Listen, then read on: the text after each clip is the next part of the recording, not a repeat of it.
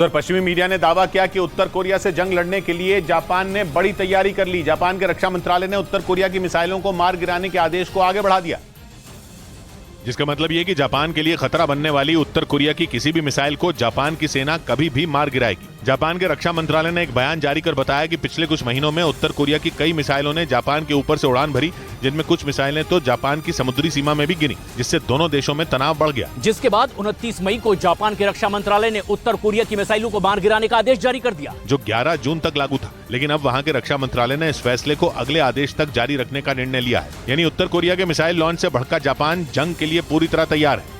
इस बीच पुतिन को अपनी ताकत दिखाने के लिए नेटो ने जर्मनी में बड़ा हवाई अभ्यास शुरू कर दिया। यह नेटो की अब तक की सबसे बड़ी ड्रिल बताई गई, जिसके लिए जर्मनी में 250 से ज्यादा विमान और करीब 10,000 से ज्यादा सैनिक जुटे नजर आए। जर्मनी ने ऐलान किया कि यह नेटो का अब तक का सबसे बड़ा हवाई अभ्यास होगा और इसके जरिए माना जा रहा है कि नेटो पुतिन को सीधा संदेश देने की कोशिश में है, क्योंकि यूक्रेन को अब तक सबसे ज्यादा नुकसान रूस के हवाई हमलों की वजह से ही हुआ है। यही वजह है कि नेटो ने जर्मनी में अपने ताकतवर विमानों के जरिए शक्ति प्रदर्शन किया। जर्मनी में जारी यह हवाई अभ्यास 23 जून तक चलेगा, जिसमें नेटो के सदस्य देशों की सेनाएं हिस्सा लेंगी।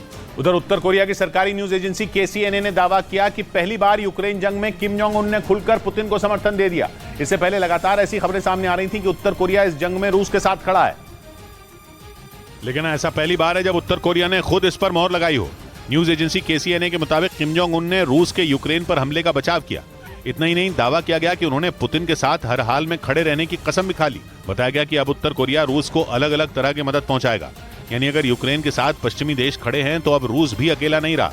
बीते कुछ महीनों में उत्तर कोरिया के रिश्ते अमेरिका समेत कई देशों से खराब हुए हैं। रूस और अमेरिका में भी तनाव अपने चरम पर पहुंच चुका है। दावा किया गया कि इसीलिए किम जोंग उन ने भी अब रूस के साथ आने का मन बना लिया।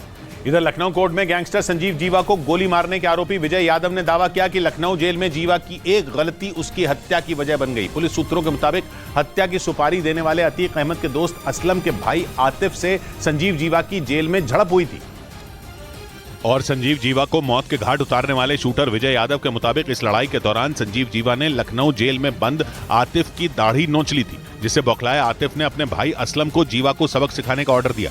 उसका दाढ़ी एक बार इस आदमी ने उतारा था, उसका भाई मुझे नेपाल में मिला। पुलिस सूत्र बताते हैं कि उसके इसी आदेश के बाद नेपाल में बैठे असलम ने शूटर विजय को संजीव जीवा की मौत की सुपारी दी और इसके बदले उसे 20 लाख रुपए देने का वादा भी किया, जिसके बाद उसने लखनऊ की कोर्ट में गोलियां बरसाकर संजीव जीवा को मौत के घाट उतार दिया।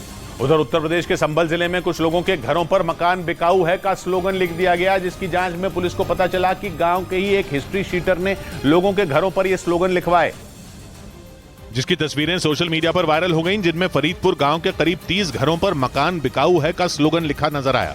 तस्वीरें वायरल होने के बाद पुलिस हरकत में आई। पुलिस के मुताबिक अरुण कुमार उर्फ रावण नाम के एक हिस्ट्री शीटर ने अपने लोगों से घरों पर स्लोगन लिखवाए थे। इसका नाम अरुण कुमार उर्फ रावण है।